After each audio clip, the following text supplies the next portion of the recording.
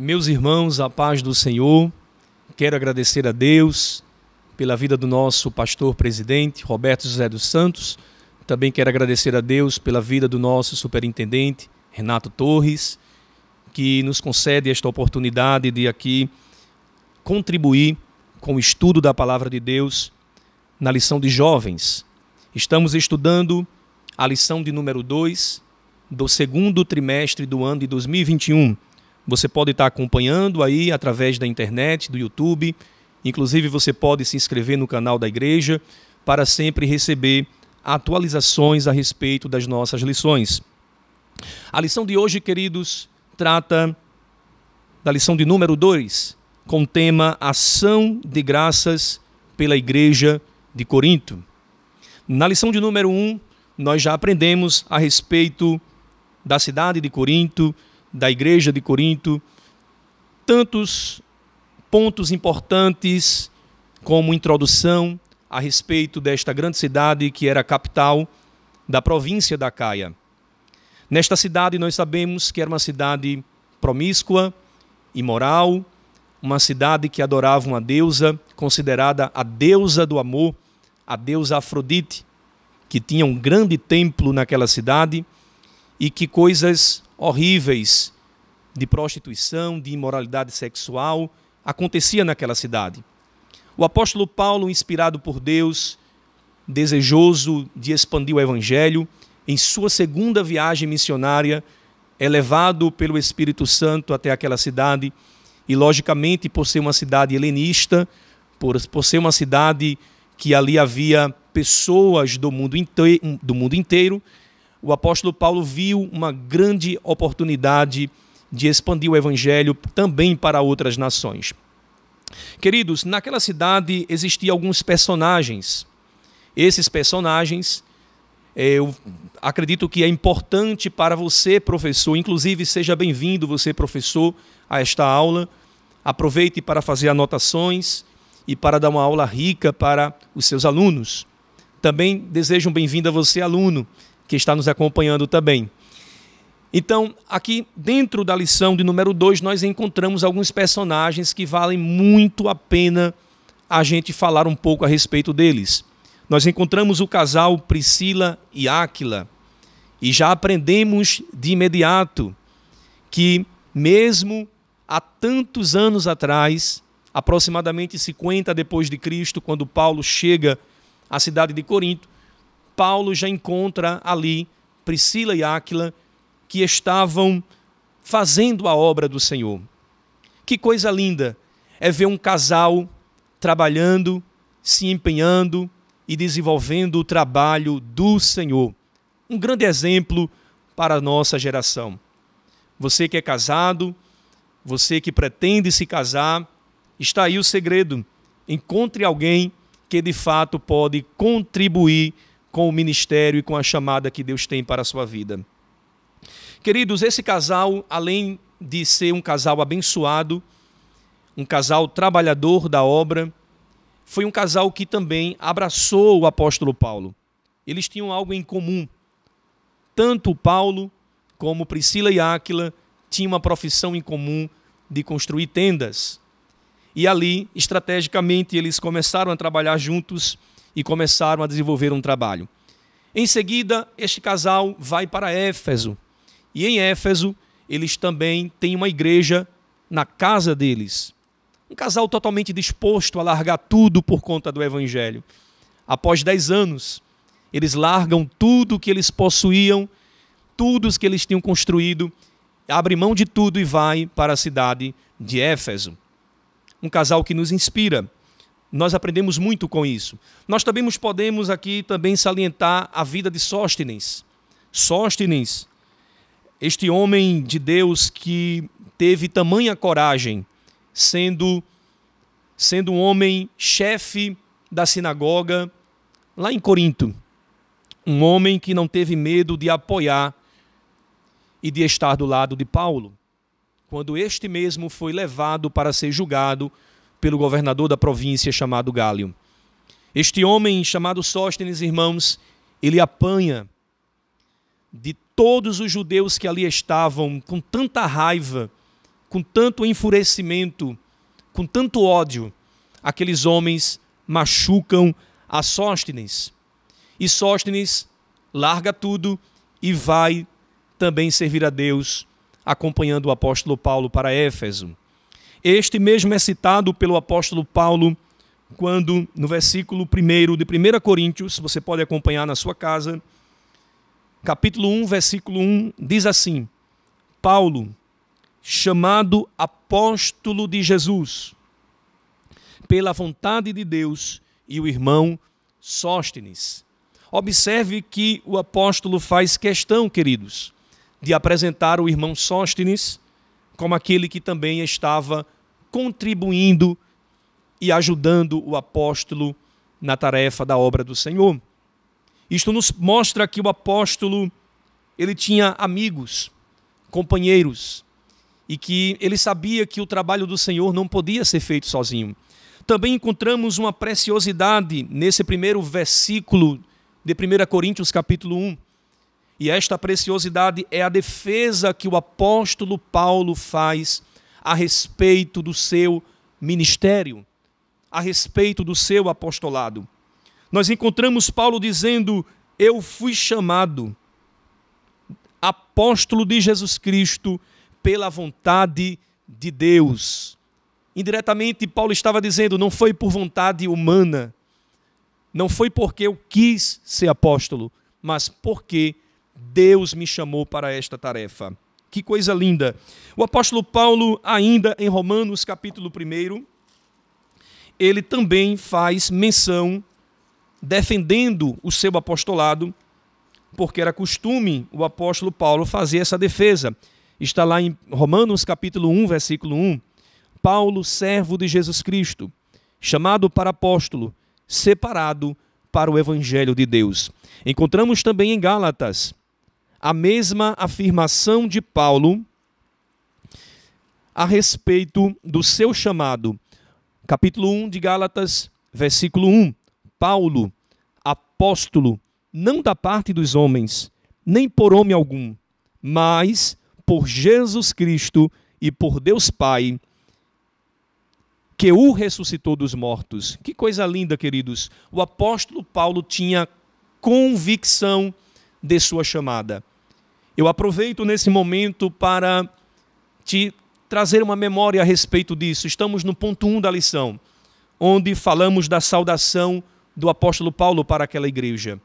O apóstolo demonstra e enfatiza e mostra que ele é convicto de que quem chamou ele não foi homem algum. E eu aproveito esse momento para dizer para você, professor, tem convicção de quem chamou você para esta obra? Eu até peço que você, na sala de aula, professor, eu até sugiro, na verdade, que você coloque seus alunos para meditar nisso, se eles conhecem o chamado de Deus para a vida deles. E se ainda não, você pode incentivar que estes jovens busquem através da oração, através da consagração e da leitura da palavra, o seu chamado, aquilo que Deus tem para fazer em sua vida. Glória a Deus por isso. Irmãos, nós também encontramos outras preciosidades a respeito da saudação de Paulo. Paulo, ele fala abertamente, isso é muito importante, ele fala abertamente dizendo que ele recebeu notícias, um comunicado da família de Cloé. E para quem não sabe, Cloé era uma quantidade de pessoas da família, a gente não sabe exatamente o número de pessoas, mas que ali viviam na cidade de Corinto e participavam da igreja de Corinto. Esta família, irmãos, era uma família que estava preocupada com o andar da obra. Alguém pode até dizer que os da família de Cloé eram fofoqueiros, né? Pode ter duas interpretações aí para alguém, fofoqueiros ou zelosos. Eu fico com os zelosos, porque de fato eles vão até o apóstolo Paulo, que estava na cidade de Éfeso, fazendo a obra do Senhor, e lá eles dão toda a informação ao apóstolo Paulo a respeito do que estava acontecendo na igreja de Corinto. A carta de Paulo aos Coríntios é uma resposta a essas perguntas que, da família de Cloé, levaram ao apóstolo Paulo. Encontramos temas, por exemplo, como divisão da igreja, imoralidade, litígio entre crentes, crentes colocando crentes na justiça, levando para a justiça. Encontramos práticas impróprias na ceia, falsos ensinos sobre a ressurreição do corpo de Cristo e por aí muito mais além, da qual estaremos estudando durante esse trimestre. Então, queridos, veja que a situação estava grave e o apóstolo Paulo escreve esta carta para corrigir esta igreja, para explicar sobre esses assuntos. E evidentemente que o apóstolo Paulo, ele é didático. Ele começa a sua carta com amor e com a graça de Deus, porque ele sabia que não podia simplesmente entrar ferozmente e com muito ímpeto, mas ele ali entrava sutilmente com a graça do Senhor Jesus. É evidente que no versículo de número 3, o apóstolo Paulo, ele demonstra, no versículo 4, ele demonstra o seu amor pela a igreja de Corinto. E evidentemente esse texto é o texto do dia, o texto do dia da nossa lição, que está em 1 Coríntios capítulo 1, versículo 4. Esse texto do dia fala: sempre dou graças ao meu Deus por vós, pela graça de Deus que vos foi dada em Jesus Cristo. Que maravilha, queridos. O apóstolo Paulo está sempre, esta palavra sempre demonstra quão grande amor o apóstolo tinha, porque ele vivia uma vida de oração e apresentava a Deus a vida daqueles irmãos de Corinto. E aqui ele dá graças a Deus por vários motivos. O primeiro motivo é porque a graça de Deus estava sobre a vida daqueles irmãos. O segundo motivo que encontramos é que o apóstolo Paulo diz que eles foram enriquecidos em tudo. Eles foram enriquecidos no conhecimento, eles foram enriquecidos na palavra e também no testemunho de Cristo que foi confirmado entre aqueles irmãos. Então o apóstolo Paulo está grato a Deus, está orando ao Senhor, agradecendo a Deus pela vida dos irmãos de Corinto. Em seguida, queridos, o apóstolo, ele vai preparar o coração daqueles irmãos para receber a palavra de repreensão. Isto está no ponto 2 da lição, que tem como título: Paulo dá graças a Deus pela obra de Cristo na vida dos coríntios. Paulo agora aqui está preparando o coração dos irmãos para receber a repreensão, o ensino da palavra. E evidentemente que a pregação de Paulo, após preparar o coração dos irmãos, não é uma mensagem de receba a chave, receba casa, receba carro. Não, queridos. A mensagem do apóstolo Paulo é uma mensagem enfática, é uma mensagem dura, é uma mensagem que repreende e que ensina a palavra de Deus. Evidentemente que o apóstolo Paulo aqui usa a volta de Cristo, porque evidentemente se existe algo que causa temor e tremor, é a volta de Cristo, porque isso causa vigilância na vida daqueles que ouvem uma mensagem a respeito da volta de Jesus. Você, irmão, querido, acredito eu que você, quando ouve falar da volta de Cristo, você sente que precisa melhorar. Você sente aquele temor, eu sinto aquele temor, que preciso estar vigilante, porque a qualquer momento o Senhor Jesus irá vir buscar a sua igreja e subiremos para estar com Ele eternamente.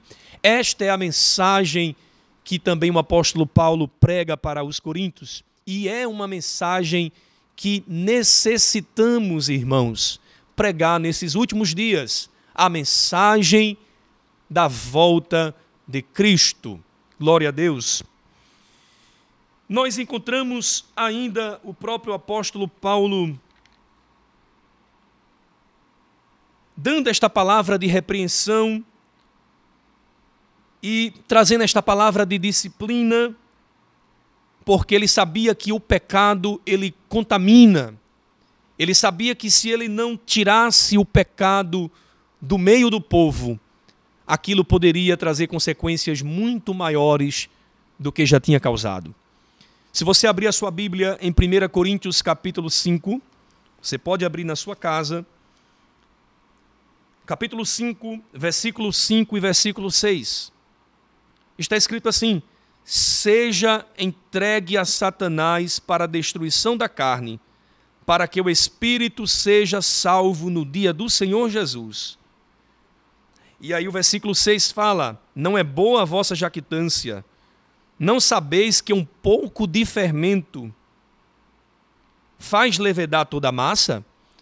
Observe que um pecado que é encoberto, um pecado que não é tratado, uma vida que não é repreendida ou disciplinada, isso pode trazer problemas muito maiores.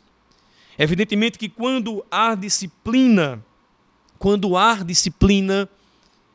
a gente observa que existe temor do povo para que também não caia no mesmo pecado.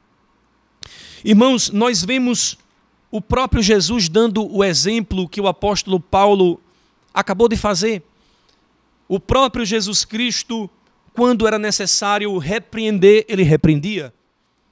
E ele fez isso com o apóstolo Pedro, quando o apóstolo ele nega Jesus 3 vezes. Antes que o galo cantasse, 3 vezes ele negaria.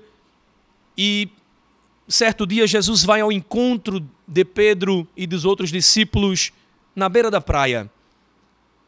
E observe que Jesus chega com pão, com peixe, com comida, chega com amor, com delicadeza, com mansidão. E exatamente essa foi a estratégia do apóstolo Paulo. Ele chega de uma forma carinhosa, amiga, compreensiva, mas ao mesmo tempo ele repreende os irmãos de forma dura, porque isso era necessário ser feito. Que coisa linda, irmãos. Quando Pedro chega na praia, Pedro sabia das suas faltas que ele tinha perante o Senhor. Jesus lhe pergunta a Pedro: tu me amas? E ele disse: Senhor, eu te amo. E pela segunda vez Jesus perguntou: Pedro, tu me amas? E Pedro disse: Senhor, eu te amo. E pela terceira vez Jesus perguntou: Pedro, tu me amas? E Pedro respondeu: Senhor, tu sabes de tudo. Aleluia. Queridos, que repreensão linda que o Senhor ali, ele fez com Pedro, restaurando o seu servo para que ele continuasse e tirasse aquela tristeza da qual ele tinha errado em negar a Jesus, em negar a ele. O ponto 3 da lição, queridos, ele vem enfatizar os dons espirituais que aquela igreja possuía. É evidente que a igreja de Corinto era uma igreja abençoada, uma igreja da qual o apóstolo Paulo fala que nenhum dom faltava para aquela igreja, mas nós temos que saber distinguir dom de espiritualidade. Não podemos misturar dom com santificação. Aleluia. Nós não podemos medir alguém que se diz ser santo ou ser espiritual porque fala muitas línguas estranhas ou porque possui muitos dons dados por Deus. Sabemos que os dons espirituais eles são necessários para o crescimento, para a obra, para o trabalho do Senhor, para que a igreja avance e para que o corpo de Cristo seja edificado através dos dons espirituais que o Senhor tem dado para mim e também tem dado para você. O que você tem feito com seus dons? Medite nisso. Você tem usado esses dons para crescimento, edificação da obra do Senhor? Isto é lindo, irmãos, porque nós devemos usar esses dons para a obra de Deus, mas não podemos esquecer que a espiritualidade não tem muito a ver com os dons espirituais. Muitos têm caído nesta ideia de que alguém espiritual é alguém que fala muito línguas ou que tem muitos dons. Irmãos, desta feita nós encerramos a lição, esperando que o Senhor te ajude em tua aula e que você seja usado tremendamente por Deus para a glória do nome do Senhor Jesus. Nós, na semana passada, fizemos um sorteio, na verdade fizemos um sorteio exatamente, o pastor fez aqui, pastor Renato, disse que aquele que comentasse, ele ia fazer um sorteio e saiu o ganhador, né? Ele pede para que a gente aqui avise quem ganhou, e o ganhador é o irmão Anderson Antônio, da Igreja Assembleia de Deus, Abreu Lima, espaço 21, em Caetés 1. Amém? O querido irmão pode estar vindo aqui na Arca Missionária para retirar o seu prêmio. Deus continue vos abençoando em Cristo Jesus.